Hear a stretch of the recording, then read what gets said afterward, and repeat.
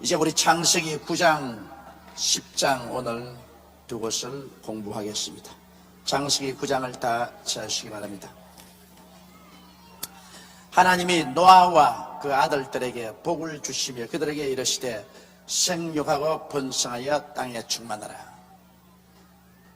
여러분, 여기에서 하나님의 심정을 우리는 분명히 알 수가 있습니다. 그 심정이란 어떠냐면, 하나님은 심판을 하시고 화를 주시기도 하지만은 화를 주는 것보다는 복을 주시기를 훨씬 원한다는 것입니다. 하나님께서 아담과 하와를 지으시고 복을 주사 가라사대 생육하고 번성하여 땅에 충만하라고 하셨죠. 그러나 아담과 하와가 하나님을 반역하고 타락했을 때 하나님께서는 저주하고 심판하셨습니다. 사람이 하나님을 반역하고 하나님을 믿지 않고 순종하지 않을 때 하나님은 저주하고 심판하십니다. 그런데 노아가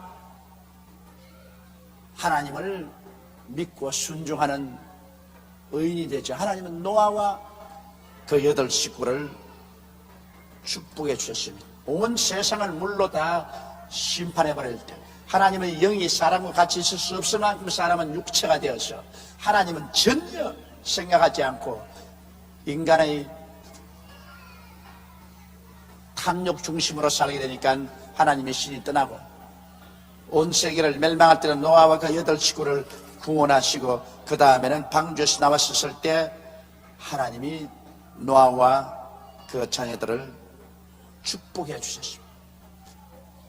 그러므로 여러분이 하나 꼭 알아야 될 것은 하나님께 순종하고 믿고 하나님 섬기며 사는 사람은 하나님이 복을 주시기를 원하신다는 것입니다. 내가 오늘 참 비참한 편지 하나를 받아 읽었습니다. 한 가족인데 그 나름대로는 주님을 섬기고 살려고 애를 무척 쓰는 가족입니다. 부부간에 8 자녀를 거느렸는데 그 남편이 일찌감치 병이 들어 세상을 떠났습니다. 그래서 그 부인이 참 장성한 애들과 함께 뼈를 깎아가면서 생활을 합니다. 그 애들이 뭐 밥을 먹을 보지 못하고 이 우동이나 그렇지만 라면을 끓여 먹고서 삽니다. 그래서 세월이 흘러갔는데 그 집 딸이 너무 가난한 생활에 질리기 나서 맏딸이 자살을 해버렸습니다. 그 어머니는 아주 예수를 잘 믿고 온 가족들이 다 주를 잘 믿으려고 하는데 자살을 해버렸어요. 그러고도 그 충격에서 이겨나서 살아오는데 그 집 아들이 하루는 밥을 못 해먹고 국수를 끓여서 먹는데 국수를 먹다 말고 밖에 잠시 나갔다 오겠다고 나가더니만 사늘한 시체가 되어서 들어왔었습니다. 사고가 나가서 죽어서 시체가 되어 들어왔습니다. 그러니 그 가정의 충격은 이루 말로 다 할 수 없습니다. 그런데 내게 편지한 이 따님이 고등학교를 졸업하고 난 다음에 뭐 손에 닿는 일 안 한 것이 없어요. 회사 사원으로부터 시작해서 점원으로 사원으로 온갖 일을 다 하고 이제 나이 관연하게 됐는데 그 어머니가 이제 70이 가까운데 내가 눈이 감기 전에 너 결혼이나 하는 거 보고 가야 되겠다. 그래서 아주 건실하고 좋은 청년을 만나서 교제를 했는데 막 결혼에 거의 골인하려고 할 때에 와서 이 청년의 마음이 달라져 가지고서 그만 다른 여자하고 결혼하겠다. 그래 이 여자는 그만 그 남자에게 버림을 당했습니다. 근데 그 여자는 또 그 남자를 지금도 잊을 수가 없어요. 그 마음속에 굉장한 상처를 입고 있습니다.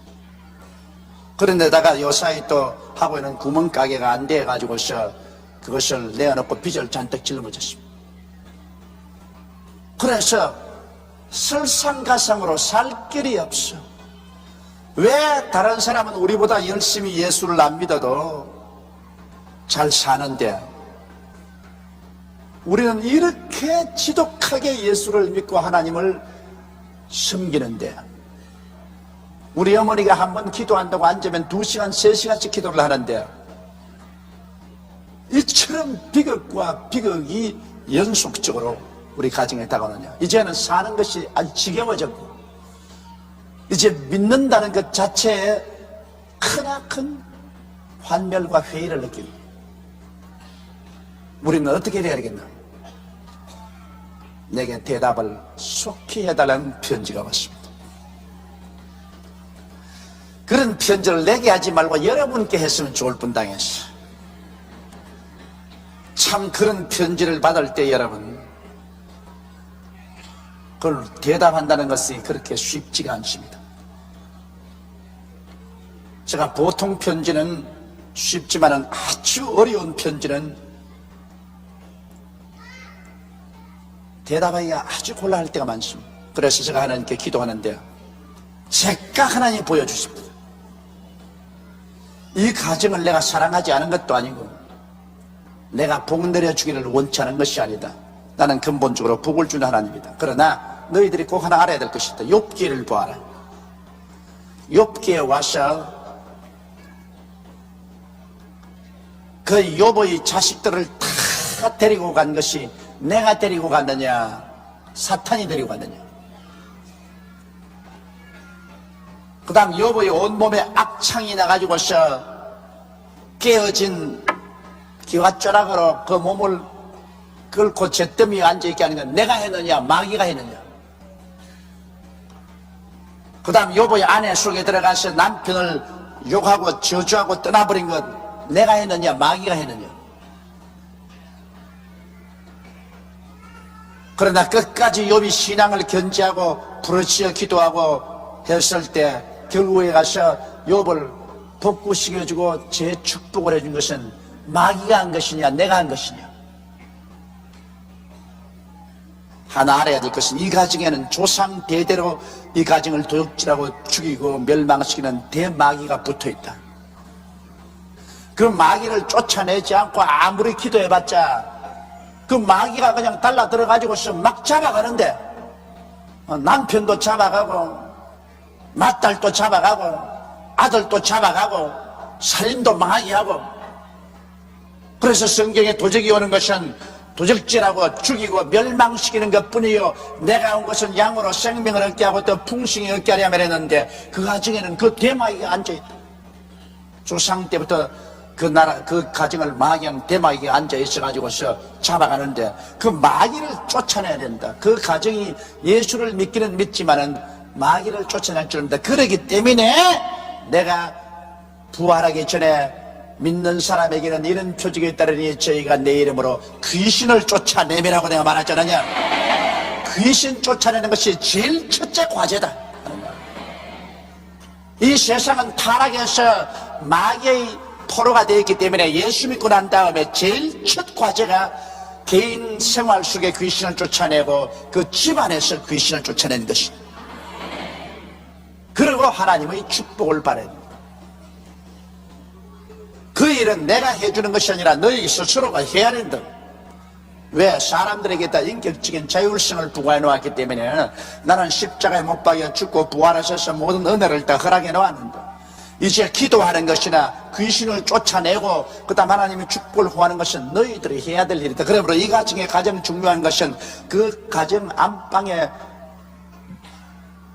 앉아서 그 가정을 덜전하고 죽이고 멸망시키는 귀신을 쫓아내야 된다. 그걸 하나님이 순식간에 내게 계시해 주셨습니다.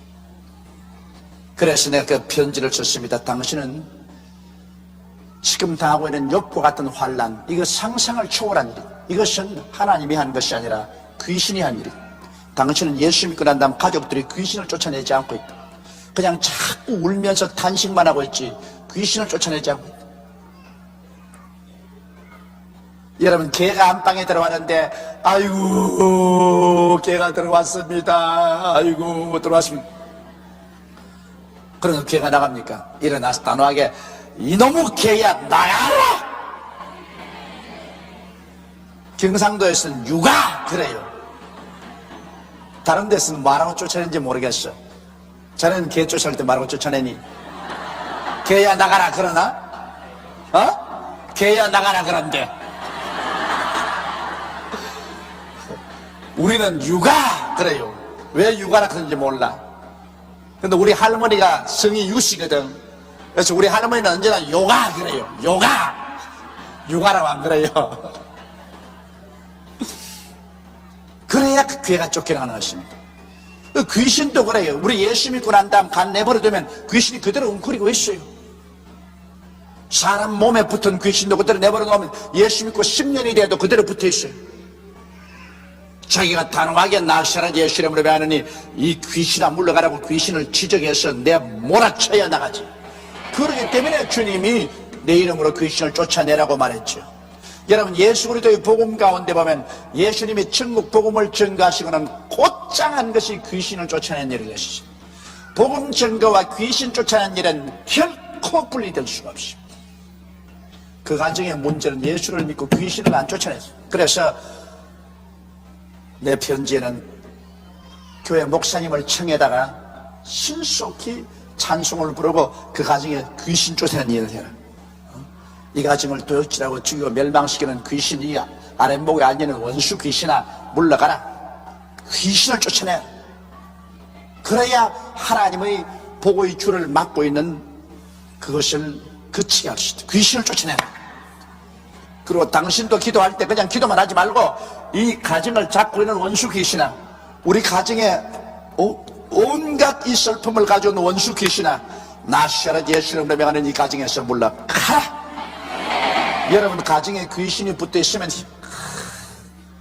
나가면 교통사고가 이렇게 오지요. 넘어져서 촉대뼈 부러져 오지요. 뭐 일하면 일 안 되지요. 온 가정이 엄살하지요. 뭐 이런 일 참 생깁니다. 그런 데는 그냥 예수만 믿는다고 되는 것 아니에요.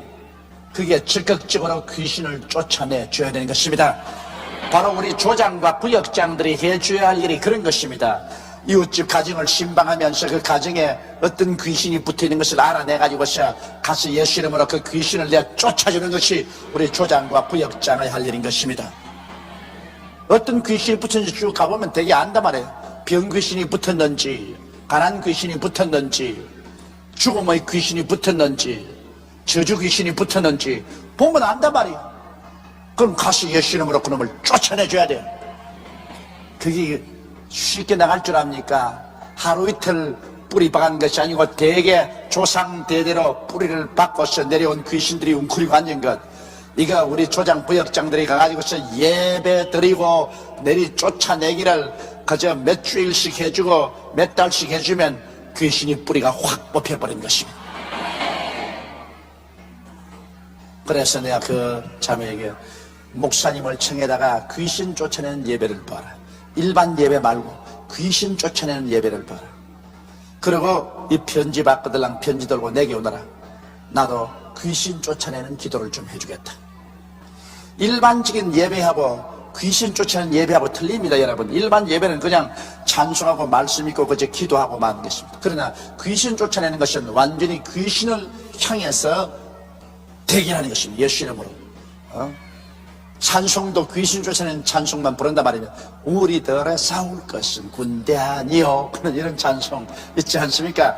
아예 그는 귀신을 상대로 한 그런 찬송을 부르고 그 다음에는 성경도 그걸 읽고 난 다음 기도도 그냥 나시아라 예수 이름으로 물러가라. 하나님 보고 자꾸 쫓아내 주시옵소서 그런 하지 마시고, 귀신은 하나님 우리 보고 쫓아내라고 했었습니다. 너희가 내 이름으로 귀신을 쫓아내매라고 했습니다. 우리가 나시아라 예수 이름으로 명하노니 귀신아 나가라. 이 집안에서 귀신아 나가라. 이 사람에게서 귀신아 나가라. 너희 원수 귀신아 물러가라. 이거 수백 번 해도 상관이 없어요. 수천 번 해도 상관이 없어요. 나사라 예수 이름으로 귀신아 나가라. 귀신아 나가라. 그것이 여러분 귀신을 찌르는 검입니다. 말씀은 성령의 검인데 귀신을 한 번 찌르면 어이크 이러지만은 두 번 찌르면 어이크, 세 번 찌르면 어이크, 계속 찌르면 아이고 못 살겠다 내 나갈래 그럽니다. 그 제일 처음에는 몇 번 찔러도 움찔하지 말아난다고. 나 계속 내리 찔러 제끼면 나중에는 항복을 하고 나가는 것입니다. 그래서 난 오늘 그 가정의 편지를 받고 이건 누가 일찌감치 주의 종이 설명을 안 해줬구나. 이건 누가 일찌감치 알려주지 않았구나. 이렇게 아버지 잡아가고 언니 잡아가고 동생 잡아가고 이렇게 비극적이 될 때까지 내버려 둔 건 이 웬 말이냐. 우리 여의도 순복음교회 우리 초장구역장들은 대개 귀신의 일을 잘 알기 때문에 그런 데 가서 귀신 잘 쫓아내요. 내가 가보면. 그래서 우리 교회 소속한 우리 성도들은 우리 초장구역장들이 막 귀신 비슷한 것만 보이면 예수 이름으로 물러가라고 이야기합니다. 그래가 되게 많이 해방을 시켜주고 있어. 굉장한 해방을 시켜주고 있다. 그런데 이 살아있는 성령의 역사하는 교회에 나가지 않고 그냥 차분한 교회에 나가면 영혼이나 구원받고 육체와 생활은 다 빼앗겨버리는 그러한 사람들이 참 많다고요. 그러므로 여기에 하나님의 성품은 여러분 복을 주기를 원하십니다. 하나님은 그 근본이 화를 주는 것보다는 복을 주기를 원하시는 거죠. 그러나 마귀는 화는 주지 복은 전혀 줄 줄 모릅니다. 하나님이 노아와 그 아들들에게 복을 주시며 그들에게 이르시되 생육하고 번성하여 땅에 충만하라. 생육은 자녀들 많이 낳으라는 것이고 번성이라는 것은 모든 일에 아주 번창하라는 것입니다. 이게 복이 아닙니까? 요사이는 너무 많이 생육학가서 겁이 나가지고서 산하 제한도 하고 하지만은 그때는 사람이 없었으니까 아주 생육하는 것 하나님이 축복을 많이 해주신 것입니다. 그래서 땅에 충만하라. 하나님의 뜻대로 이제 땅이 충만해요. 이제는 더 이상 살 수 있을 정도가 아니에요. 그러므로 하나님의 뜻이 이제는 이 땅에서 다 이루어진 것입니다. 인류가 이 땅에서 충만하게 된 것은 아버지의 뜻이 이루어진 것입니다. 그 다음 땅의 모든 짐승과 공중의 모든 새와 땅에 기는 모든 것과 바다의 모든 고기가 너희를 두려워하며 너희를 무서워하리니 이들은 너희 손에 붙였습니다. 하나님께서 모든 동물을 사람 손에 붙였기 때문에 이것들이 사람을 두려워합니다. 가끔 가다가 이놈들이 사람을 공격하고 달라들지만 대개 여러분 짐승들이 다 사람을 두려워합니다. 제가 시골에 있을 때 늘 느낀 것은 내가 국민학교 다닐 때 국민학교는 벌써 중학교 1학년 때부터 시골에서는 이 논에서 일하시는 분들이 볼이나 벼를 베어가지고서 소에다가 이렇게 실어주면 그 소를 몰고서 집에까지 와서 그거 다 부릅니다. 내가 여름에는 그거 일을 했는데 그래도 내가 키가 조그만했거든. 그 소는 막 이렇게 큰데 그런 너무 큰 소가 내 시키는 대로 한다고. 이러! 이러! 그럼 오른쪽으로 어디 이러? 그러면 왼쪽으로 갑니다. 와 그러면 서고 그 참 이상하게 그 큰 소가 그냥 뿔을 휘두르면 나 같은 거 박살이 날 건데 그래도 내 시킨 대로 한다고. 그리고 내 말 안 듣다가 내가 그냥 소 이까리를 가지고서 또 손을 얼마나 때리노 그냥 때리. 얘야 소 먹이고 오라더라 그러면 그게 제일 듣기 싫어요. 학교 갔다가 소 먹이러 오는 건 그 죽을 지.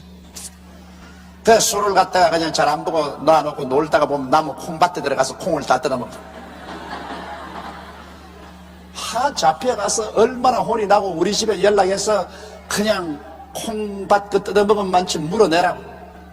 그러면 내가 원수를 어디 가느냐 소에 갚습니다. 소를 갖다가 짝 나무에 코가 그냥 끌리도록 묶어놓고 난 다음에 그다음 막 때리더라. 너무 자식 먹으라는 풀 나먹고 왜 나무밭에 콩이나 먹어놓고.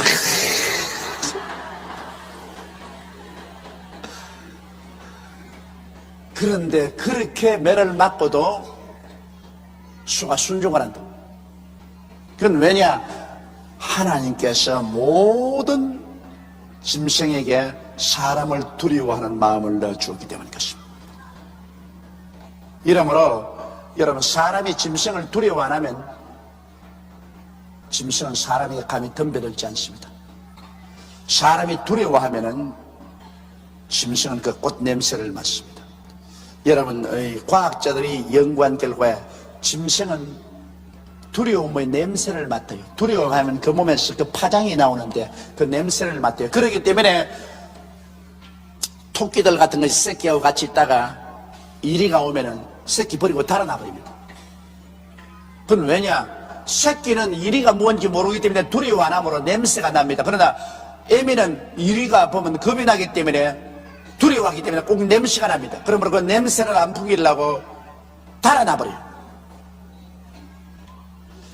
저희도 옛날 과수원에 아주 무서운 개를 8마리를 길렀었습니다.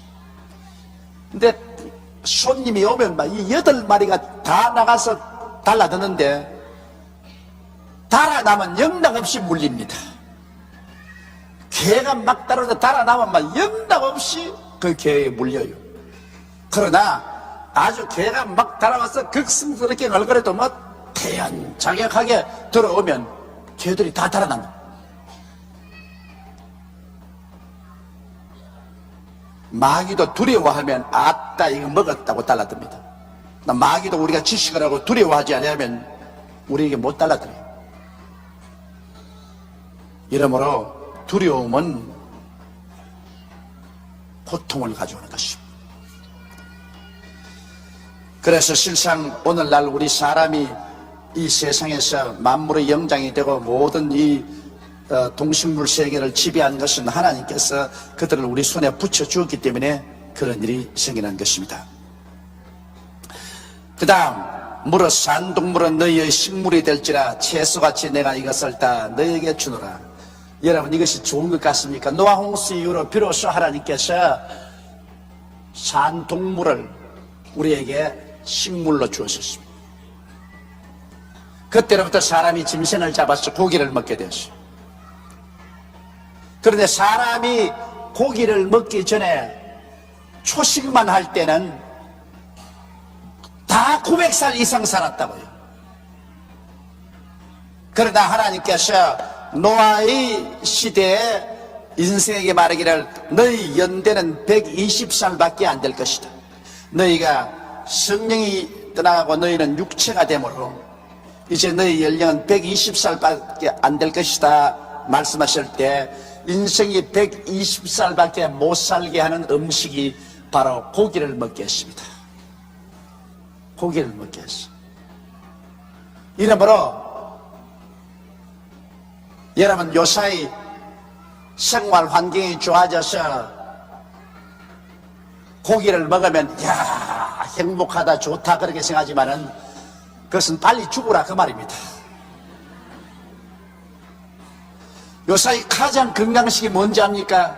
거지 음식을 먹는 것이 가장 건강식이라고 합니다. 세월이 까꿀로 돼가지고서 요사이 가장 건강하게 잘 사는 사람은 거지로 식을 먹어야 돼. 그럼 거지 음식은 뭐냐?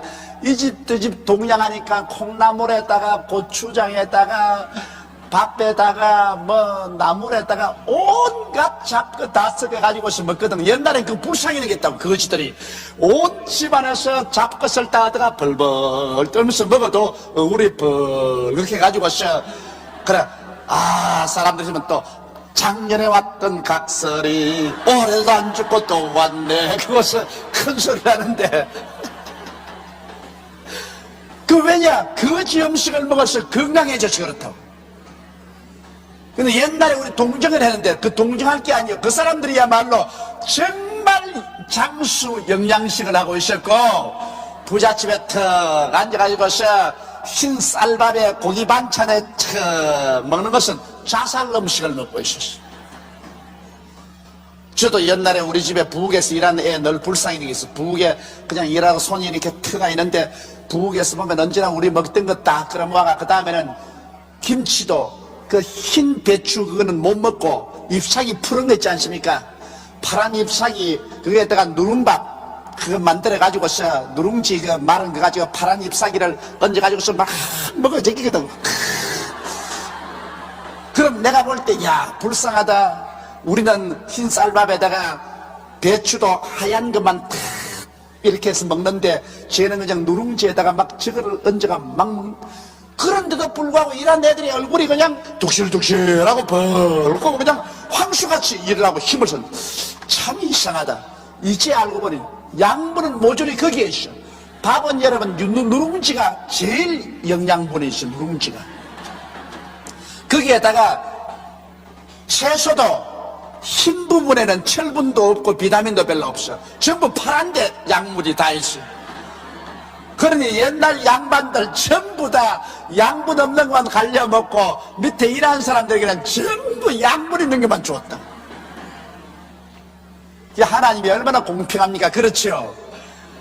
하나님이 공평해서 없는 사람들은 장수하도록 아주 영양식을 주고 있는 사람들은 빨리 죽으라고 양분도 없고 또 빨리 죽는 음식인 고기를 먹였다. 여러분, 고기는 여러분의 체질을 산성화시키기 때문에 고기는 정말 맛있게 먹고 좋은 것 같지만은 그것은 생명을 단축시키는 거죠. 그러므로 하나님께서 옛날에 아담과 하와 이후에 노아까지 사람들은 고기를 안 줬습니다. 그때 900살 이상 다 살았다. 그러나 이제 너희 생명은 120살이 되리라. 이제부터 고기 먹어라. 어? 고기 먹어. 그래 전부 체질이 산성화돼 가지고서 빨랑빨랑 죽었다. 근데 아마 나는 오래 살 것 같아요. 왜냐? 천성적으로 고기를 안 좋아합니다. 그 이상하게 나는 고기를 안 좋아해요. 고기 뭐 해놓으면 먹기야 먹죠. 먹기야 먹지만은 그러나 고기를 안 좋아하기 때문에 원래 고기를 안 먹어요. 제가 좋아하는 건 뭐냐? 된장에다가 김치입니다. 여러분 집에 요번 겨울에 김장김치 잘 땡기거든. 내게 좀 가져오소. 우리 집 김치가 맛이 없어. 내가 그래 우리 집 김치가 맛이 없어가 내가 고민이라고 요새 밥 먹는데. 그러니까 여러분 아주 그냥 김장김치 말입니다. 김장김치에다가 대구 알 같은 거 넣어 가지고서 아주 맛있게 만들고 있거든. 여러분만 먹지 말고 나도 좀 갖다 주소. 저는 김치만 있으면 제일이에요. 근데 저는 이 된장에다가 김치 안 먹고 나물을 좋아하고 그러지 이 육류는 좋아 안 해요. 그리고 생선도 먹기는 먹지만은 별로 그렇게 좋아 안 해요. 그러니까 이렇게 젊다고요. 이러므로 여러분께서 오래 사시려거든 하나님이 고기를 먹으라고 했지만은 아버지 나는 채소 먹겠어요.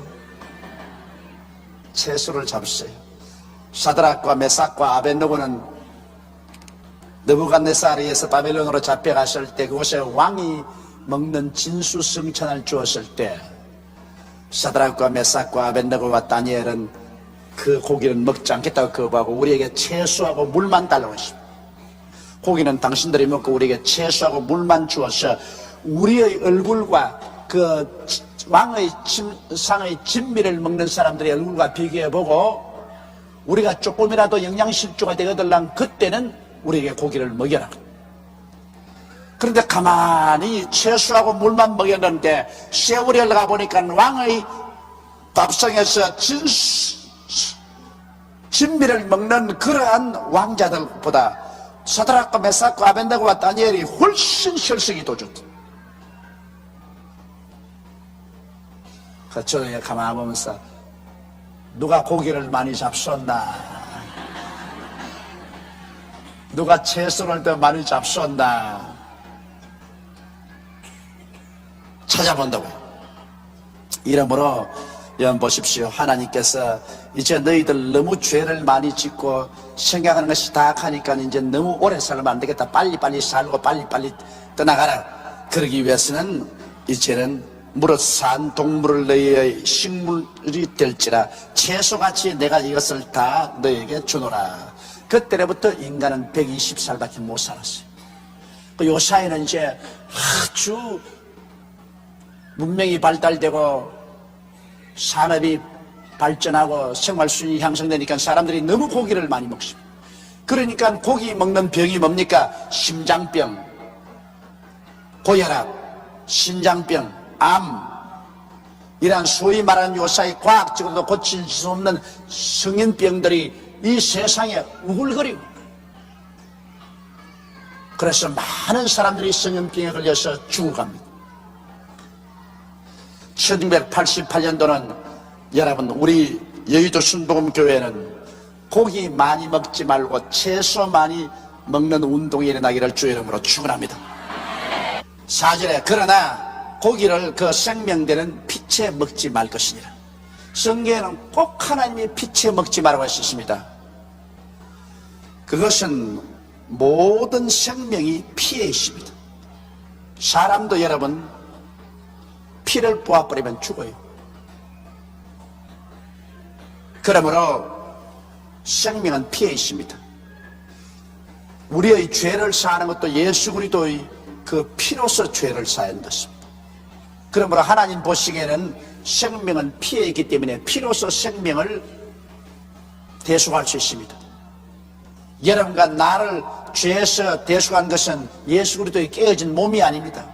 예수 그리스도의 흘리신 피가 여러분과 나의 생명을 대속한 것입니다. 생명은 피에 있습니다.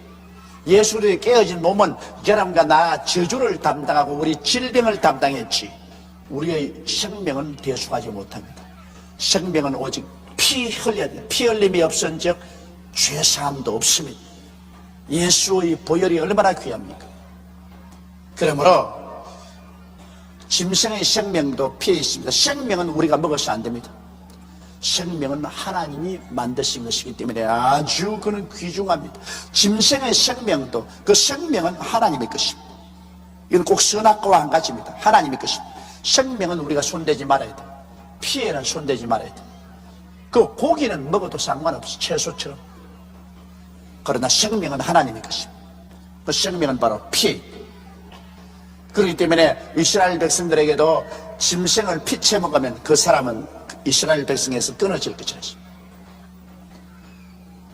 신약 시대도 하나님께서 이방인들에게 말씀할 때 목매어 죽인 것과 피를 금하라고 하십니다.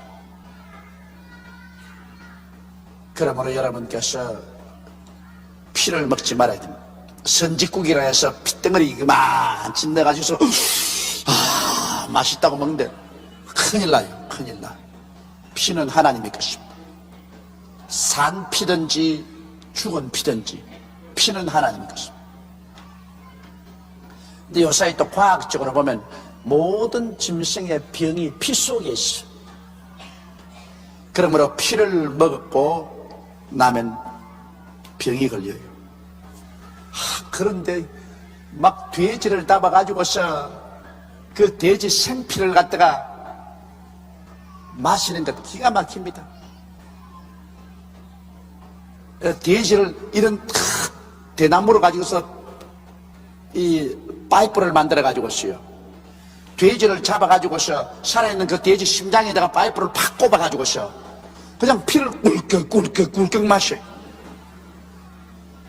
죽을라고 씌었어.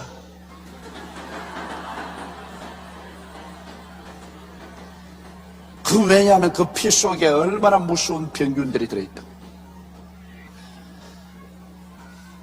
그러나 고기를 그 생명되는 피채 먹지 말지니라. 내가 반드시 너희 피 곧 너희 생명의 피를 찾으리니. 보십시오. 피는 하나님의 것이기 때문에 우리가 피를 먹으면 혹은 피를 흘리면 하나님이 그 대가를 찾습니다. 짐승이면 그 짐승에게서, 사람이나 사람의 형제면 그에게서 그의 생명을 찾으리라. 특별히 여러분 사람의 생명을 죽이는 일, 사람의 생명을 죽이는 일, 사람 생명을 죽여서 피를 흘리는 일은 하나님이 절대로 가만 안 둡니다.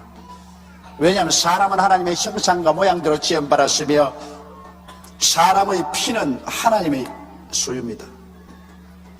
피는 하나님이 주신 것입니다. 이러므로 사람의 피를 흘리면 짐승이 만일 사람을 떠받아서 피를 흘리고 죽게 하든지 짐승이 사람을 물어서 피를 죽게 하면 반드시 그 짐승은 하나님이 죽이겠다는 것입니다. 또 사람이 자기의 사람 이웃을 피살하면 반드시 하나님이 그 대가를 지불하도록 하겠다는 것입니다. 우리 한국의 요사이 여러분, 사람의 생명을 헌신적 같이 느끼고 아예 빈대벼룩 같이 느끼면서 죽이는 일들이 있는데 하나님이 절대로 그거 가만두지 않습니다. 하나님께서도 여기 그렇게 엄하게 말했습니다. 내가 반드시 너희 피 곧 너희 생명의 피를 찾으리니 짐승이면 그 짐승에게서 사람이나 사람의 형제면 그에게서 그의 생명을 찾으리니 무릇 사람의 피를 흘리면 사람이 그 피를 흘릴 것이 보십시오. 대가를 그대로입니다. 하나님. 무릇 사람의 피를 흘리면 지도 피를 흘려야 됩니다. 거기에는 자비가 없다. 이는 하나님이 자기 형상대로 사람을 지었습니다. 보십시오. 하나님이 사람을 자기 형상대로 지었기 때문에 하나님은 사람의 생명을 귀중히 여깁니다. 비록 그가 하나님을 반역한 존재라도 그 생명은 귀중히 여깁니다.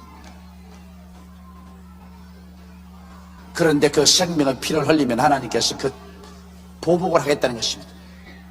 꼭 그 사람도 자기 피를 흘리게 하겠다. 이 세상에서 여러분 가장 귀중한 것이 인권을 존중하는 것입니다. 내 생명이 귀중한 만큼 다른 사람의 생명도 귀중하고 내 인격이 귀중한 만큼 다른 인격도 귀중한 것입니다. 인권을 짓밟는 것이 독재 아닙니까? 그래서 우리가 독재 정치를 좋아하지 않는 것은 독재 정치는 사람의 인권을 짓밟아버리기 때문에 독재를 좋아하지. 민주주의를 좋아하는 것은 우리 국민 한 사람 한 사람이 다 주인이 돼가지고 자기 인권이 존중을 받기 때문에 민주주의를 좋아하지 않습니까? 그 민주주의를 하고 인권을 존중받으려면 존중받을 행위를 해야 돼요. 민주주의 한다고 나는 이제 민주주의다 그러므로 남을 죽이고 그냥 남을 사기하고 나를 짓밟아도 좋다, 그거는 민주주의가 아니라 도리어 독재를 부르는 길인 것입니다. 참 민주주의가 되려면 반드시 그 정부의 주인 되는 국민들이 법과 질서를 지켜야 되는 것입니다. 법과 질서를 지키고 윤리와 도덕을 지켜야 되는 것입니다. 의무와 책임을 다해야 그 사람이 참 존중받는 민주의 국민이 될 수 있지. 자기는 법과 질서도 안 지키고 의무와 책임도 안 하고 윤리와 도덕도 짓밟아버리고 공정도덕도 안 지키면서 나는 민주주의 한다고 하는 것은 그건 미친 소리 합니다. 그러므로 사실 우리가 이제 민주의 발걸음을 옮겼지만은 민주주의 하는 것은 여러분 굉장히 힘듭니다. 민주주의하고 독재주의는 독재하는 사람이 전부 시킨 대로 하면 돼요. 너 오른편으로 가라 그럼 가고 왼편으로 가라 그럼 가고 일어서라 하면 일어서 안 그러면 앉고 안 그러면 벌 준다 그럼 벌 받고. 독재 때는 시킨 대로 하지만 민주주의는 자율적으로 해야 되는 것입니다. 그러므로 민주주의를 할 수 있는 국민의 수준이라는 것은 상당히 높은 것입니다. 국민의 수준이 높지 않고는 민주주의를 할 수 없어요. 그러므로 우리 국민들이 지금 이제 민주주의 출발을 했는데 국민의 수준이 높아야 돼요. 그런데 기독교인이 많으면 민주주의가 돼요. 그건 왜냐? 기독교인은 교회에 늘 와서 하나님 말씀 듣고 하나님 앞에서 자기 책임을 다한단 말입니다. 하나님 앞에서 자기 윤리와 도덕적인 책임을 다하고 의무를 다해서 합니다. 그렇기 때문에 여러분 우리 여의도 광장에서 집회했죠. 우리 100만이 넘어서 집회해도 휴지 쪽지 하나 남지 않았고 나무 하나 밟지 않았다. 그 민주주의의 기반은 구라파에서 왔는데 구라파의 민주주의의 기반은 기독교에서 온 것입니다. 여러분 기독교에서 사람의 생명을 귀중히 여기고 인권을 존중합니다. 인권을 존중하는 그 기독교 신앙에 기반해서 민주주의가 된 거예요. 그러므로 참 민주주의는 기독교 없이는 참 민주주의가 안 되는 겁니다. 이러면 우리나라도 민주주의가 될 수 있는 것은 4명 중에 한 사람이 예수 믿는 사람이 있기 때문에 민주주의가 돼요. 4명 중에 한 사람은 예수 믿는 사람이 있기 때문에 그 예수 믿는 사람이 자꾸 빛과 소금의 역할을 하기 때문에 민주주의가 가능해요. 그러나 예수 믿는 사람 없이 민주주의는 불가능한 것입니다. 안 되는 것입니다. 지금 여러분 구라파나 미국 재해놓고 난 다음에 진실로 예수 그리스도를 믿지 않은 나라들이 민주주의가 올바르게 된 나라가 있는지 한번 살펴보십시오.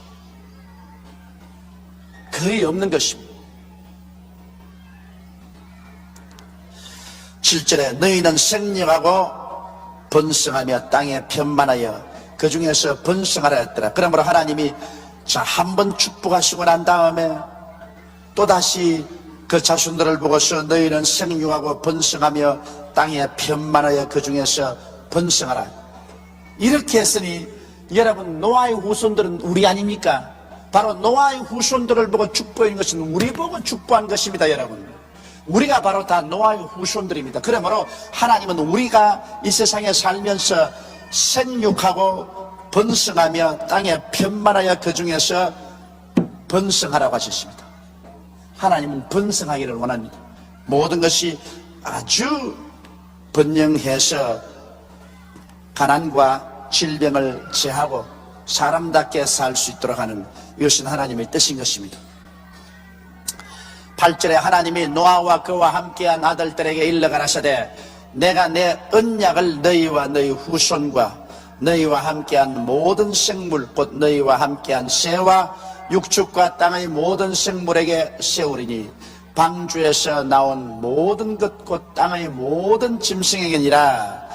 여기에 하나님의 언약은 일방적인 언약입니다. 여러분 언약에는 반드시 상대가 있어요.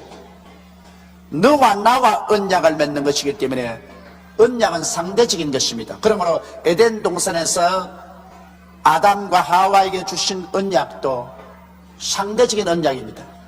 네가 하나님이 명하신 대로 선악을 하는 실과를 먹지 아니하고 하나님 믿고 순종하면 에덴에 있는 모든 하나님이 예비한 것을 다 누리고 살 것이라. 그러나 네가 이 언약을 깨뜨리면 그때는 저주를 받을 것이다. 그 언약은 언제나 상대적입니다. 그래서 아담이 언약을 깨뜨리니까 하나님도 언약을 취소시키는 것입니다. 구약시대 언약도 그렇습니다. 구약시대도 모세를 통해서 시내산에서 준 10계명과 더불어서 이스라엘과 맺은 언약은 상대적입니다.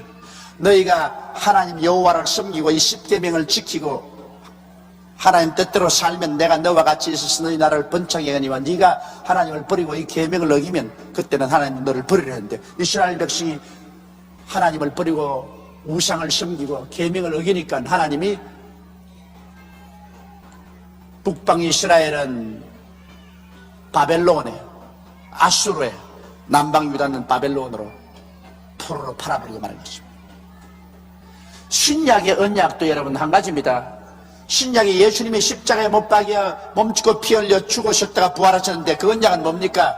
우리가 예수 그리스도를 구주로 믿으면 구원을 얻겠거니와 믿지 아니하면 어떻게 돼요? 안 믿으면 어떻게 돼요? 버림을 당하리라.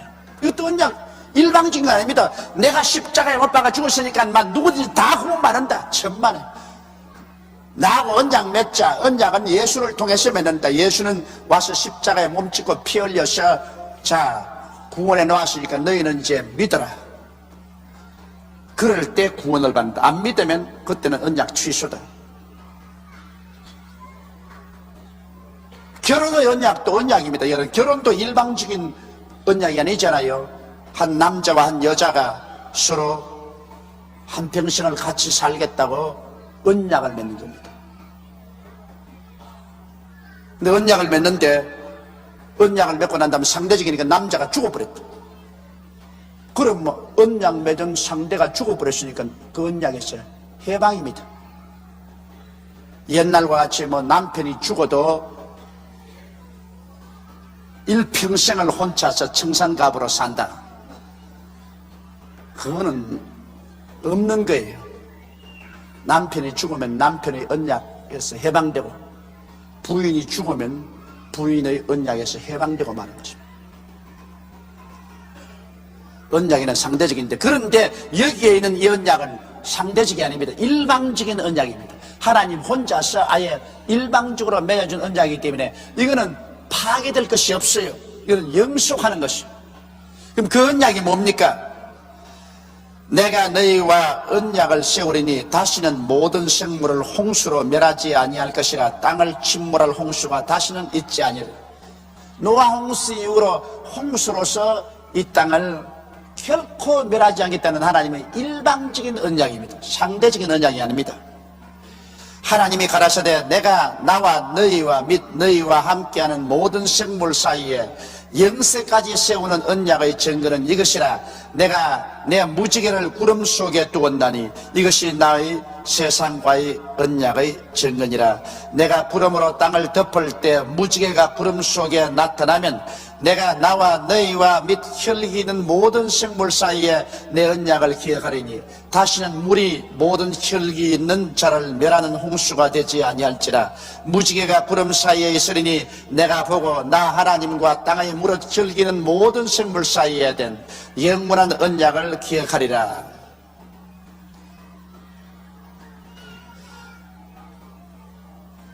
하나님이 노아에게 또 이르시되 내가 나와 땅에 있는 모든 생물 사이에 세운 언약의 증거가 이것이라 하였더라. 무지개의 언약입니다. 이제 한 번 홍수에 놀랬으니 막 비만 오면 사람들이 간이 덜컥 내려앉으면 당연한 게 아닙니까? 우리 한국말에도 자라보고 놀란 사람 뭐 보고 놀라요? 소두방 보고 놀란다. 뱀 보고 놀란 사람 뭐 보고 놀래요? 새끼 보고 놀란다. 그와 같이 노아 홍수에 혼이 났기 때문에 마찬가지로 구름만 끼고 빗방울만 떨어지면 아차 또 홍수다, 또 방주로 들어가자, 줄담배를 칠 수밖에 없습니다. 그래서 하나님께서 일방적인 언약을 맺은 것입니다. 이제 구름이 끼고 빗방울이 떨어져도 절대로 홍수로서 이 땅을 멸하지 않는다. 그 증거로서 무지개를 줘요. 무지개 과학적으로 생각하면 무지개라는 것은 햇빛이 물방울의 프리즘을 통했으면 적주황 황록청 남자 적주황 황록청 남자 7색깔로 픽 갈라지는, 그 뭐 다른 건데 뭘 그래. 하나님이 뭐 공중에 구름 안 만들어도 요 사이 분수대에 가서 분수가 픽 할 때 햇빛이 쫙 비치면 거기도 무지개가 싹 쓰는데 뭘 그걸 가지고서 언약이라고 하노? 그렇게 말할 사람이 있을는지 모르겠습니다. 그러나 하나 알아야 될 것은 그때는 분수대도 없었다고. 거기에다가 노아의 홍수 전까지는 비가 온 적이 없어요. 구름이 끼어서 비가 온 적이 없다고. 그러면 무지개가 없었다고. 그때는 땅이 김이 올라와서 땅을 적셔서 농사를 했어요. 비는 노아 홍수 때 비로소 처음 왔다고요. 비가 안 오기 때문에 공중에 수증기가 올라가서 빗방울이 떨어짐으로 말미암아 무지개가 서는 것인데, 무지개가 그때는 생길 수가 없었다고요. 그러나 노아 홍수 이후로 하늘에 구름이 빗방울이 돼서 떨어지기 때문에 그 빗방울의 프리즘을 통해서 하나님이 무지개가 서도록 명령하는 것입니다. 그 법이 온 천하에 그대로 시행돼서 물방울만 있으면 프리즘이 돼가지고서 무지개가 생겨나요. 그래서 하나님은 이 무지개를 볼 때마다 절대로 이 땅을 홍수로서 몰아지 않는다. 그래서 노아의 자손들이 안심하고 그 방주 속으로 뛰어들어갔다가 나왔다 하는 이유는 언제나 비가 오고 난 다음에는 무지개가 착 서니까, 야, 하나님이 언약하시고 그 언약의 표적으로 무지개를 주셨으니 절대로 비는 안 온다, 이것을 알았던 것입니다. 여러분, 옛날 우리 어릴 때는 그 무지개가 이렇게 탁 가슴은 무슨 옹달샘에서 써가지고서 옹달샘으로 썼는데 거기에는 선녀들이 내려와서 목욕을 하고 그 옷 밑에 가면 보화가 있다 해가서 나는 그때 하도 가난했기 때문에 우리 이웃 사람하고 애들하고 그 보화 찾으려고 무지개 찾아서 산을 넘고 또 산을 넘고 얼마나 뛰었던지. 그럼 옹달샘에 쏟다게 해서 이 옹달샘에 가니까 또 없고 또 저 옹달샘에 요사이 비행기를 타고 보니까 무지개가 동그랗단 말입니다. 여러분 보기에는 무지개가 이 땅에서 이렇게 쓴 것 같지만은 비행기를 타고 보면 무지개가 하늘에서 동그래요. 이렇게 사실은 동그란 거예요. 그게 지구가 둥글다니까 이 가려가지고서 반쪽으로 보이지. 방주에서 나온 노아의 아들들은 셈과 함과 야베스며 함은 가나안의 아비라. 그 셈과 함과 야베스이 나와가지고서 그들이 살았는데 아마 함이 제일 먼저 아들을 낳은가 봅니다. 그래서 함은 가나안의 아비라십니다. 아직 셈도 자식이 없었고 야벳도 자식이 없었는데 함이 먼저 아들을 낳아가지고 있어요. 그래서 셈과 함과 야벳이며 함은 가나안의 아비라. 노아의 세 아들들로 쫓아 백성이 온 땅에 퍼진이라고 했습니다. 자, 그 다음 이제 보면 참 재미있는 현상이 나옵니다. 노아가 농업을 시작하여 포도나무를 심었더니 포도주를 마시고 취하여 그 장막 안에서 벌거벗은지라. 이 아담과 하와도 나와가지고 땅을 갈고 농사를 지었지 않습니까? 가인도 농사를 지었고 아벨은 목축을 했지만, 근데 노아 홍수 이후로 이제 노아가 농사를 지어서 포도나무를 심었습니다. 포도즙을 여러분 만들어 놓으면 가득만 내버려둬도 거기 당분이 있기 때문에 발효해서 술이 됩니다. 노아같이 의로운 사람도 역시 별 도리 없이 포도주를 좋아해가지고서 많이 마셔서 취해버렸다. 하나님이 주신 음식이 다 좋지만은 무엇인지 과하면 그것이 범죄가 됩니다. 그러므로 성경에는 술 취하지 말라고 했습니다. 술 마시지 말란 말은 안 했어요. 예수님 당시에도 유대 땅에 보면은 예수님 자신도 포도주를 마셨어요. 그때는 전부 포도주를 마셨어요. 요새 유럽도 전부 포도주하고 비를 마시면 물이 나쁘기 때문에 도저히 물을 마실 수 없어요. 저도 해외 여행해 보면요, 제일 겁이 나는 게 배탈 나는 겁니다. 다른 거 아픈 것은 괜찮은데 배탈 나면 사람이 탈수가 되고 그러면 아무도 못해요. 내가 가만히 살아보니까요, 다른 병보다 제일 무서운 병이 설사병이더라고요. 그 우습게 생각하죠. 사람, 아이고 뭐 설사가 무슨 문제. 그게 사람 잡는 병이에요. 그거 걸려가지고 탈수가 되면 그냥 죽어버린다고. 그래서 제가 해외여행 가면서 제일 겁이 나는 것이 이 탈수가 되는 이 배탈이 나는 거예요. 그런데 해외로 나가면 배탈 나게 돼 있어요. 물이 가는 곳마다 틀리는데요, 이 구라파에 가시는 이 콧부에다가 물을 담아가지고 나는 아침은 밑에 이만큼 석회가 앙금이 끼어 있어요. 석회가 앉아 있어요. 우리 한국 금수강산 한국물 얼마나 좋습니까? 아무리 마셔도 괜찮은데 구라파에는 가면은 중동이나 구라파에 이 앙금이 끼어요. 미국도 그래요. 미국도 하와이 물이 제일 좋고, 그 다음 뉴욕의 하드슨 강물이 좋고, 캘리포니아에도 물 그대로 마시면 배탈이 나요. 거기에 석회석이 앉아. 그리고 미국의 저 남쪽으로 내려가면 물을 못 마셔요. 미국도 물을 사서 마셔야 됩니다. 나도 늘 물을 사서 마셔. 남미로 내려가면 더 하고. 거기에 익숙한 사람 몰라도 여행하는 사람 반드시 배탈이 나요. 이러므로 물이 너무 나쁘기 때문에 중동이나 구라파에서는 포도주를 마셔요. 물 대신. 제가 제일 처음 구라파에 복음 전과를 가서 참 이 때문에 고통 많이 당했습니다. 그때는 정말 이 동양 사람도 많지 않고 해서 물도 없고 했는데, 내가 제일 처음 독일에 가가지고서 프랑크푸르트 호텔에 들어가서 밥인데 목이 메어서 목전에서 물 달라 하니까 여기 미국 아니라 그래요. 아니 물 달라 하는데 미국하고 무슨 상상이냐. 미국은 물이 있어도 우리는 비료밖에 없다 그래요. 천상 목이 말라 견딜 수가 없으니까 그럼 비료라도 갖다 달라 그랬습니다. 저는 태어날 때부터 알코올을 못 먹어요. 제가 예수 믿기 전에 고등학교 시절에 애들이 강제로 끌고 가서 전부 술을 마시는데 내가 조금 먹고 난 다음 죽을 뻔당했습니다. 저는 이 알코올을 마시면 막 괴로워 견딜 수가 없어요. 그런데 할 수 없어서 목이 말라면 못 견디겠네. 그래서 비료를 이렇게 그라스에 부어가지고서 꿀꺽꿀꺽 마셨단 말이에요.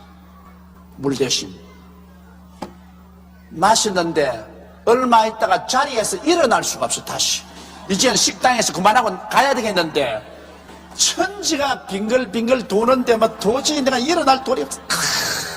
앉아있다가 나중에 비실비실하고 나와가지고서 그 엘리베이터 올라가는 그거를 잡고 벌벌 기어서 방에 들어갔다. 내가 혼났습니다.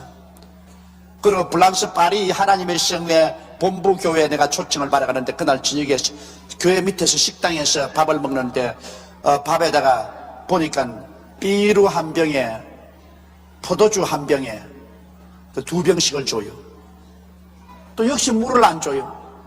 그래 밥을 적게 먹고 그 물을 조금 마시고 물을 대신 쌈을 다 뭐 프랑스 총회장 목사님하고 막 장로들이 막 먹으면서 막 비를 막 겉들이고 포도를 뜯어가 그냥 꿀꿀꿀 마시고 이래. 그러지만 이제 예배 보러 이제 올라갔는데 교인들이 꽉 들어섰는데 찬송을 부르는데 얼마나 신바람 나게 부르는지 이래고. 그럼 내가 뒤에 앉아가지고 하하 성령이 충만한 게 아니라 포도주가 충만하는구나.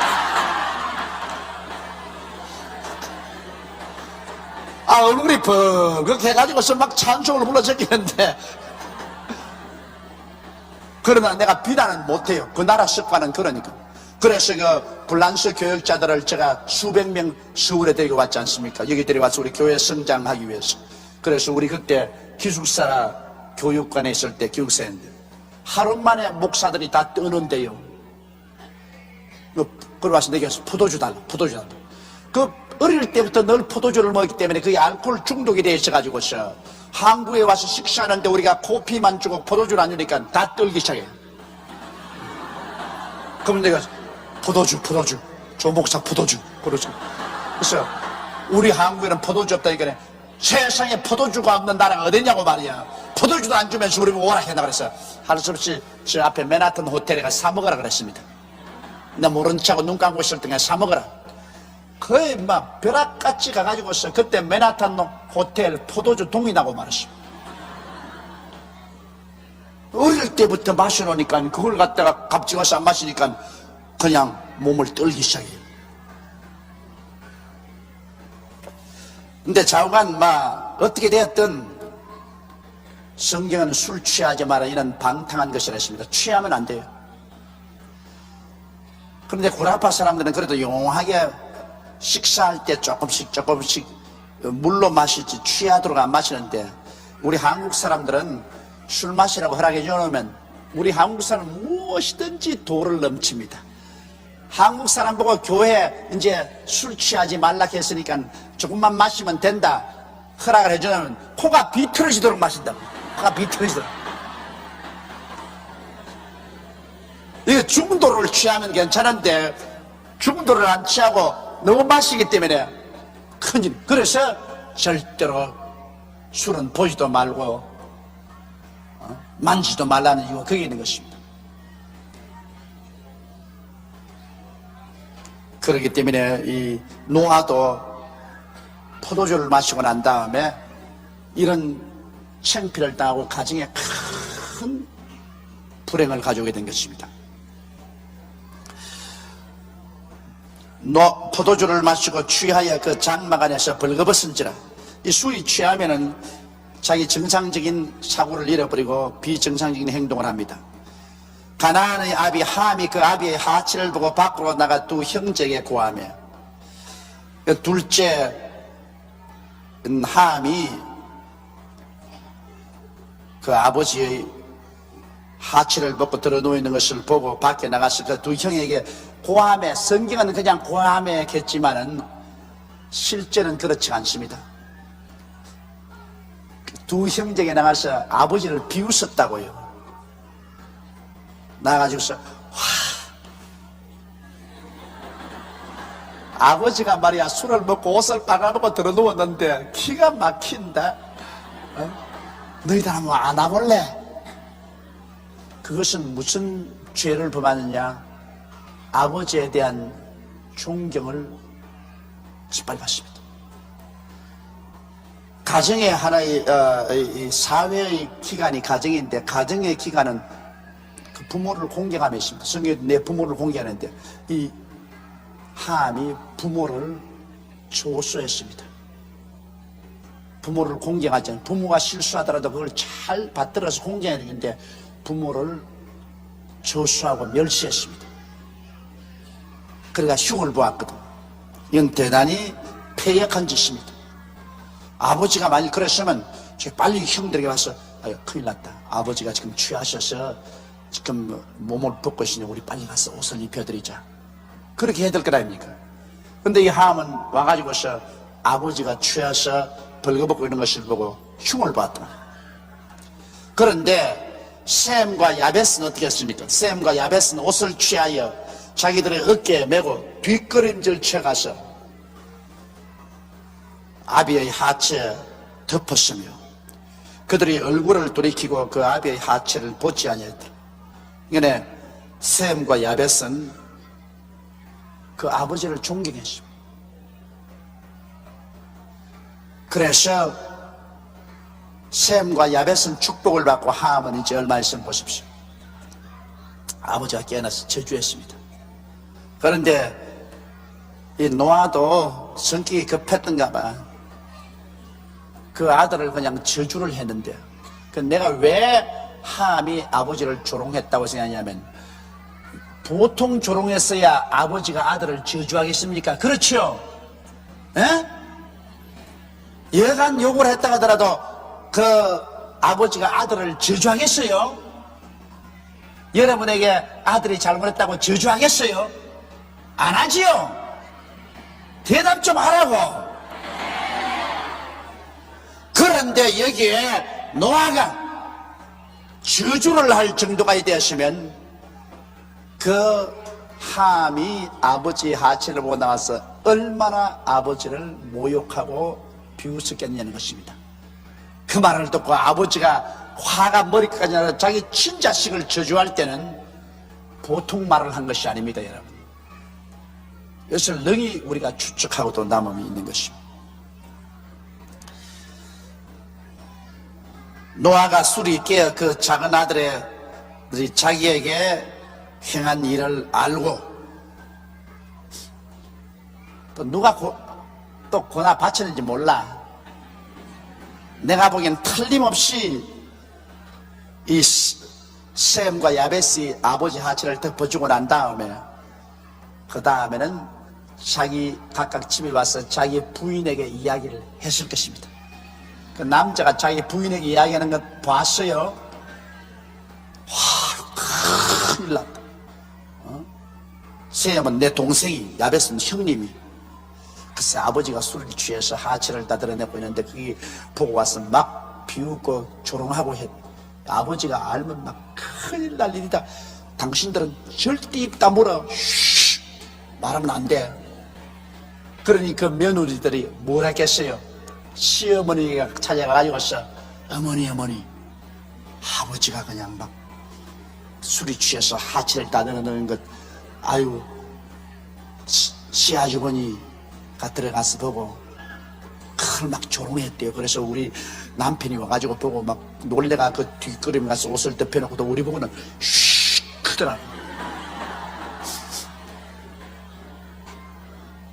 그러니 시어머니가 그걸 듣고 난 다음에 이런 고약한 놈이 있나? 저 아버지가 술이 취해가 비록 정신없이 그래 있었다 할지라도 이걸 가지고서 얼마나 이야기를 했던지 며느리까지 다 알려가지고서 이런 창피해 내가 얼굴을 들고 살 수가 있나? 세상에.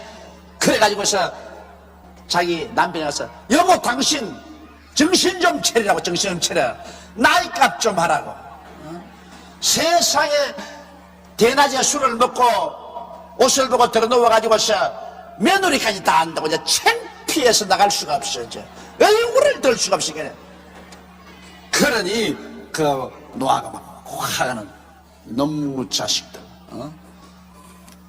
아버지가 서로 그랬다 할지라도 세상에 이게 풍상을 해가지고서 며느리까지 다 알아. 이제 내가 며느리 앞에 고개를 들고 어떻게 나가겠어? 여러분, 자기 부인은 참 만만한데 며느리는 그렇게 안 만만해요.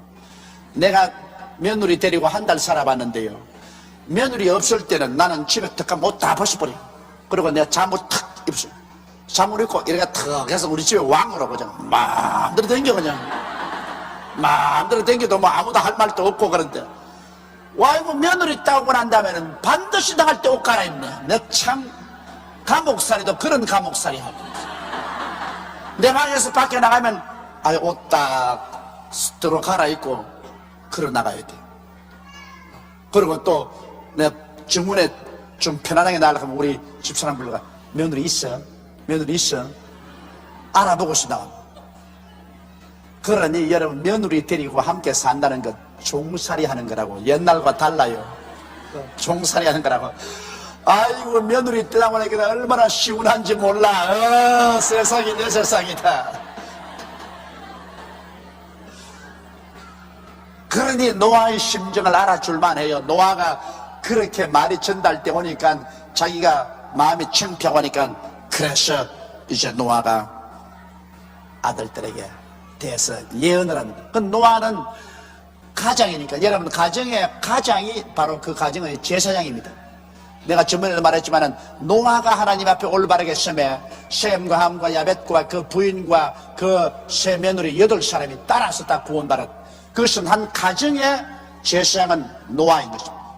아버지가 올바르게 쓰니 그 밑에 다 축복을 받다. 주 예수를 믿으라 너와 내 집이 구원을 얻으리라. 그 아버지를 보고 하는 말인 것입니다. 그러므로 여기 아버지가 말하는 것은 자손들에게 그 이루어집니다. 그거 무섭습니다. 그렇기 때문에 여러분, 아버지에게 복을 받아야 돼요. 부모에게 공경해서 자손들이 아버지의 입에서 나오는 복을 받아야 돼요. 하나님은 입술에 말을 이루시는 하나님이기 때문에 아버지의 입에서 나오는 말이 그 자손에게 이루어지는 것입니다. 이게 어머니가 하는 말은 이루어진다는 말은 안 하시면 좀 섭섭하지만은, 그건 아버지가 말할 때는 어머니에게 다 들어가 하는 말이니까 괜찮아요. 내가 우리 애들 보고 말하면 우리 애들이 꼭 나오고 물어요. 아버지, 이게 아버지 뜻에서 하는 말입니까? 어머니에게 들어가 하는 말입니까? 요사이 애들 꼭 그걸 묻는다고. 왜냐, 요사이는 대개 아버지가 어머니에게 기가 죽어가 꼼짝을 못하거든. 그 어머니가 그냥 애들에게 이렇게 말하라 그러면 또 가서 전달하고, 또 저렇게 말을 하면 또 애들에게 전달하고 하니까 애들도 그거 알고, 아버지가 말하면 이거 아버지가 진짜로 하는 말입니까? 엄마가 시켜서 하는 말입니까? 그건 역사 이후로 그렇게 돼 있어. 왜? 아담도 마누라 말 듣고 선악과를 따먹었으니까. 조상 덕분으로 그렇게 돼 있다고. 지금부터 이러므로 부인이 올바르게 써야 나라가 올바르게 씁니다. 근데 자, 아버지가 하는 말은, 또 하나님은 그것은 가정의 제사장이니까 그 말을 받아서 이루어 주시는 것입니다. 예수 안 믿는 사람의 아버지도 말하면 그 아버지의 말이 그 자손들에게 이루어지는데, 하물며 예수를 믿고 하나님의 성령으로 충만한 아버지가 그 자손들에게 축복을 해주거나 저주를 하면 그것이 이루어진다. 그러므로 자손들이 아버지께 잘 대접하고 아버지의 축복을 받는 것 좋습니다. 성경에 보면 여러분, 이삭의 눈이 어두워 이제 나이 많아 죽게 됐을 때 그 아들 에스를 불러서, 에스야, 너희가 나가서 내가 좋아하는 짐승을 잡아 별미를 만들어서 내게 가주느라. 내가 마음껏 먹고 마시고 아주 기분 좋을 때 너에게 충만하게 축복을 해주겠다. 그렇게 말했습니다. 기분이 좋아야 축복이 나가지, 기분 나쁜데 무슨 축복이 나가요? 그러므로 여러분께서는 부모에게 공경 잘해서 부모의 입에서 축복을 받는 여러분이 되시기 바랍니다. 근데 노아가 이제는 그 가정의 가장으로서 제사장으로서 하나님 앞에서 그 자손에게 이제 말을 합니다. 가나안은 저주를 받아 그 형제의 종들의 종이 되기를 원하노라. 자, 여기 보십시오. 함이라고 하는 거 가나안이라 했습니다. 그건 왜냐? 애비 잘못 만나면 자식까지 벼락을 맞는다. 가나안은 함의 아들입니다. 그런데 여기에 함을 딱 지적하지 않고 함의 맏아들 가나안을 지적해가지고서 가나안은 저주를 받아 그 형제의 종들의 종이 되기를 원하더라, 그렇게 말했습니다. 노아도 딱 잘라서 친아들은 저주를 못하고 손주를 저주를 했습니다. 그러나 보십시오, 아버지가 잘못함으로 그 맏아들인 가나안에게 저주가 내려갑니다. 성경은 뭐라고 말하십니까? 너 아비의 죄를 자손 3, 4대까지 하나님이 갚겠다고 말했습니다. 그러나 아비의 선한 행위는 자손 1000대까지 복을 내리겠다고 말하셨습니다. 그러니 하나님이 여러분 복의 하나님이 아닙니까? 화는 3, 4대 내리고 복은 1000대를 내리겠다고 그렇게 말씀하신 것입니다. 그래서 여기에 함은 그 아들 가나안과 함께 그 자손 대대로 저주를 받아 그 형제의 종들의 종이 되었습니다. 뒤에 나오지만은 이 가나안은 옛날에 어딜 갔냐면 가나안 땅이 있지 않습니까? 가나안 7족 있지 않습니까? 하나님께 저주를 받아 이스라엘 백성이 와서 모조리 다 죽인 그 가나안 7족도 그 가나안 족입니다. 그 가나안 땅을 위주로 해서 이 함 족속은 어디를 사냐면 저 에집부터 아프리카 일대로 흘러내려갔습니다. 그래서 지금 여러분 이 중동 일대, 중동과 그 이스라엘 내놓고 난 다음에 중동과 아프리카 일대에 사는 사람들은 다 누구 자손이냐? 함과 가나안의 자손들입니다. 결국 여러분 이 예언이 어떻게 됐습니까? 역사적으로 이루어져 가지고서 계속해서 중동 일대는 이 서구 열강의 종살이 했습니다. 이란도 이락도 그 다음에 요르단도 시리아도 모두 다 영국 식민지거든. 그 팔레스타인 일대가 내내 식민지 생활에서 종살했고 아프리카는 말할 필요가 없지. 아프리카는 뭐 내내 서구 열강의 종살이었다. 하나님이 함을 너희 형제들의 종 중에 종이 되라 했는데 종 중에 종이 되고 지금까지도 이제는 이 민주사회 개화된 문명의 사회에서도 지금도 정신적인 종이 돼 있어. 정신적인 종이 돼 있어. 그러니 얼마나 불쌍합니까? 이러므로 여러분 부모가 하나님 잘 섬기면 그 자손들에게 그 축복이 다 간다는 것 우리가 잊지 말아야 돼요. 또 가라사대 셈의 하나님 여호와를 찬송하리로다. 가나안은 셈의 종이 되고 하나님이 야벳을 창대케 하사 셈의 장막에 거하게 하시고 가나안은 그의 종이 되게 하시기를 원하노라 하였더라. 셈의 하나님, 따라 말씀해. 셈의 하나님, 셈의 하나님. 자, 여기에서 셈 족속에게는 하나님을 주셨어요.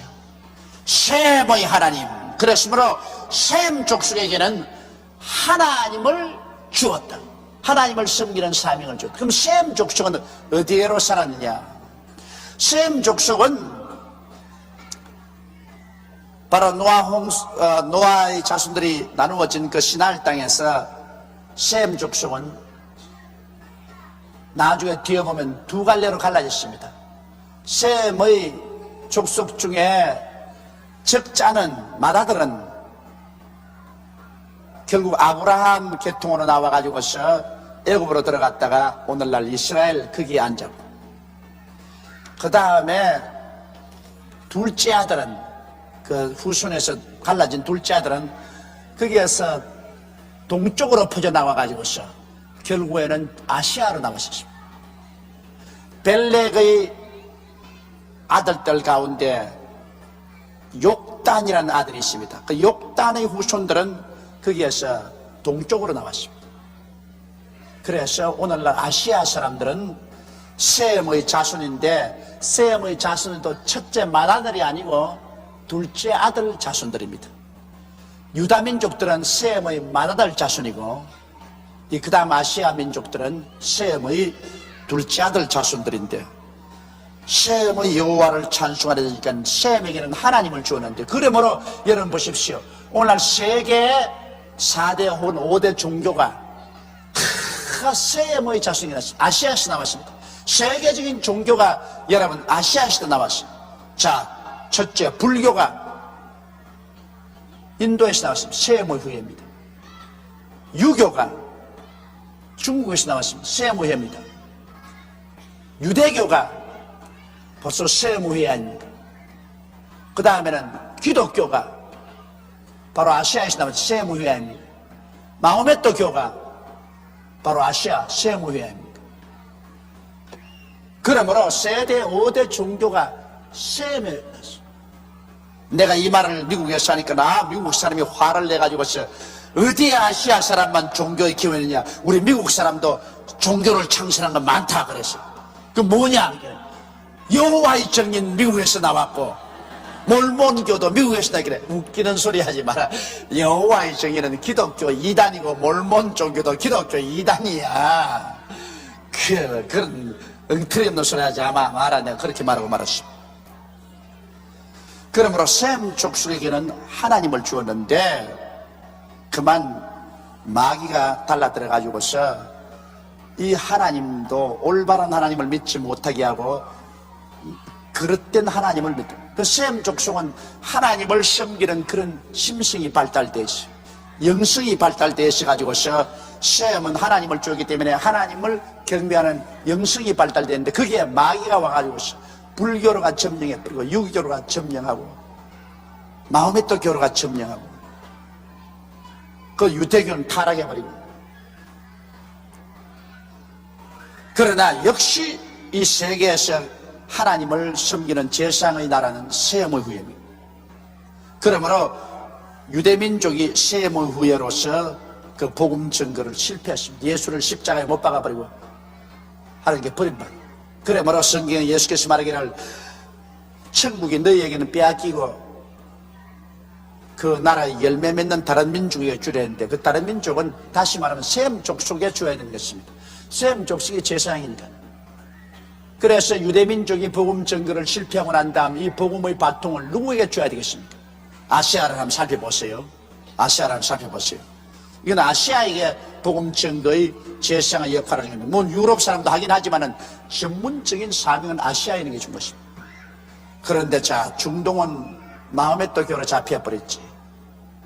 그 다음에는 동남아시아는 힌두교나 불교로 잡혀버렸지. 중공은 무신론적인 빨갱이로 잡혀버렸지. 인도네시아는 마호메토 교로 잡혀버렸지. 필리핀은 아주 필리핀 토촉 신앙과 가톨릭이 합쳐서 뭐가 뭔지 모르게 엉망이 되어버렸지. 일본은 800만 우상신을 섬기는 나라가 되어버렸지. 셈의 후예 중에 야훼 하나님의 이름을 부르는 사람은 유일하게 지금 한국 민족이라.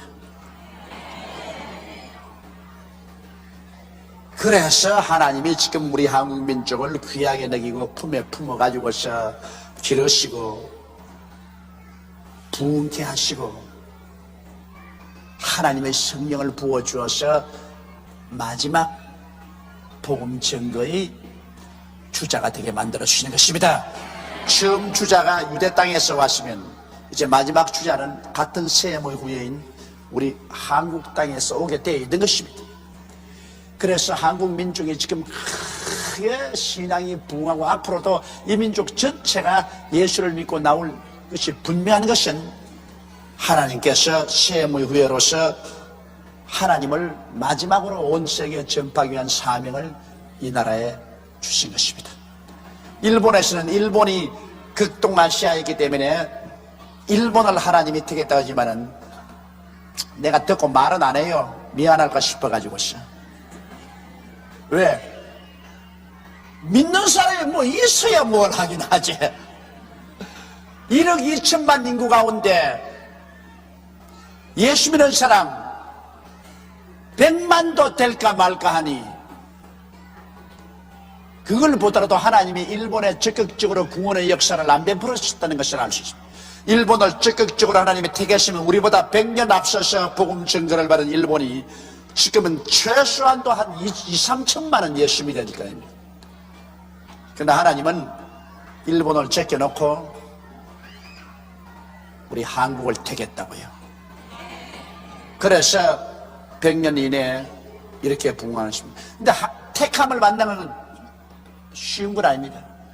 택함을 받은 개인이나 민족은 많이 시련을 통해서 깨어져서 그 다음 하나님이 축복해 주시는 것입니다. 그렇기 때문에 우리 한국이 반만년 동안 가시밭길을 걸어왔으며 건세사에 눈물로 얼룩진 삶을 살았습니다. 그렇게 많은 시련을 통해서 깨어지고 박살이 나고, 그래서 살았다 하나 죽은 사람 같이 되었으면 주님께서 이렇게 세워서 우리에게 이제는 약속한 복음의 빛을 비춰주시는 것입니다. 하나님께 복 받는 건 어려운 일입니다.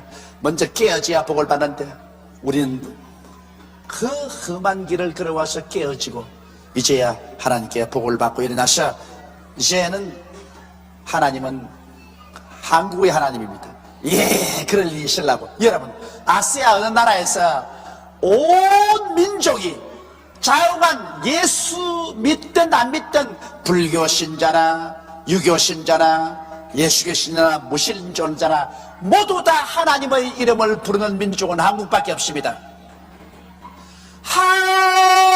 하나님이 보호하사 우리나라 만세. 기가 막힌 일입니다. 기가 막힌 일이에요. 뭐 자기 종교가 뭐라도 스님들도 하나님이, 그리고 저 유교 신자들도 하나님이, 저 무신론자도 하나님이, 예수 믿는 사람은 좋아가지고서 하나님이.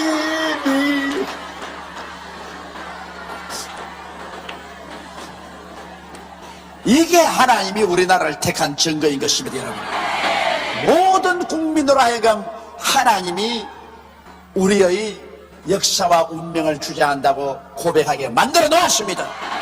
사람의 입술에 있는 말이 이루어지는 것인데 하나님이 온 국민에게 그 말을 심어놨는데 일본에는 그 말이 없어요. 일본은 자기의 임금 기미가 여호와 지오니 야시오니, 우리 임금이 천년 만년 잘 때라 임금을 말했지 뭐 하나님이가 어디 있어요. 나 한국은 하나님이 보호하사 우리나라 만세. 그건 멋있는 거라고요. 이게 하나님이 섭리하셔서 우리나라 애국가로 그렇게 딱 못 박아놨는데, 이거 이제 아무리 사람들이 달라들어서 고치자 해도 못 고칩니다. 왜? 이 애국가를 우리가 독립운동하면서 독립군들이 참 만주불판에서 눈물을 흘리고 피를 흘려가면서 부른 노래인데 이 노래를 어떻게 지금 바꿔요? 이제는 누가 달라들어서 바꾸다 하더라도 온 민족이 들어서 안 된다 그럽니다. 태극기도 못 바꾸고 애국가도 못 바꾸고. 이거는 왜냐하면 우리 독립투사들이 그 총칼에 맞아 피를 흘릴 때 그 태극기로서 피를 뭉쳐서 몸을 휘감고 죽어가면서 이 노래를 불렀는데 이걸 어떻게 우리가 없앱니까? 못 고치거든. 하나님이 못 고치도록 못을 딱 박아놨다고. 그러므로 우리는 하나님이 보호하사 우리나라 만세가 되는 것입니다. 이 셈의 하나님 여호와를 찬송하리로다. 가나안은 셈의 종이 되고 하나님이 야벳을 창대케 하사 셈의 장막에 거하게 하시고 가난한 그의 종이 되기를 하시기를 원하노라. 하나님이 야벳을 창조한, 야벳은 어디로 퍼져나냐면 뒤에 그 쭉 혈통이 나옵니다. 그 보면 야벳은 바로 멀리 동북부로 나가십니다. 그래서 지중해를 중심으로, 저 카스피해를 중심으로, 그 다음에는 저 해안가, 저 영국으로, 저 북구로 저리 흩어져 나갔습니다. 그래서 요사이 말하는 소위 백인들이 됐습니다.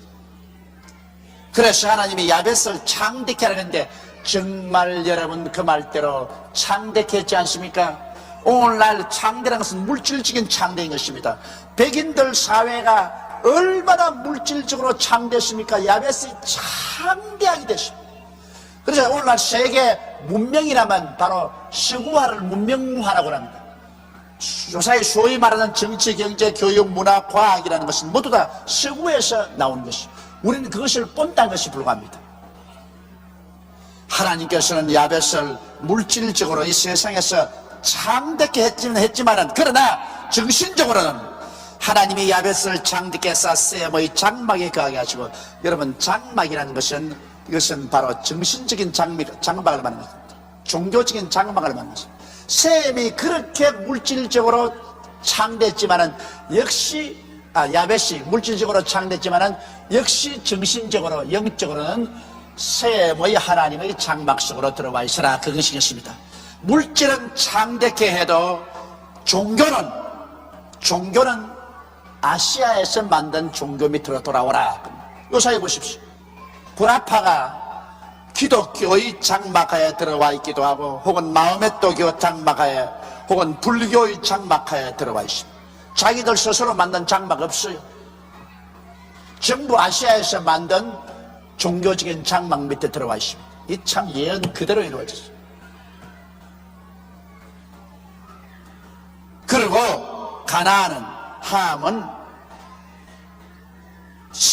야벳의 종이 되기로 하는데, 실제로 여러분 아시아인은 아프리카 사람들을 지배한 적이 거의 없습니다.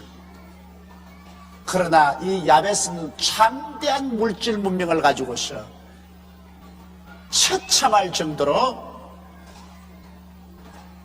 함의 자손들을 노예로 삼고 지배했습니다. 심지어 아프리카에서 잡아가지고 노예선에 실어서 미국에서 엉망으로 팔아먹었다. 이 노아 한 사람이 예언한 것이 오늘날 수천 년을 통해서 그것이 이루어져가고 있다. 그러므로 우리는 한국이 잘 사는 길은, 내가 예수 믿어야 된다는 이유는 우리의 사명이 천막치는 사명입니다. 셈의 장막하에 야벳이 들어오게 했으니까 우리가 그냥 예수 잘 믿어가지고서 예수 그리스도의 복음의 천막을 착 치면 이 야벳 족속들이 전부 창대한 물질을 가지고서 우리 천막 밑에 들어와서 자기들이 만든 물질을 우리에게 전달해 준다. 그래서 우리는 예수 잘 믿으면 지절로 잘 살게 돼 있다.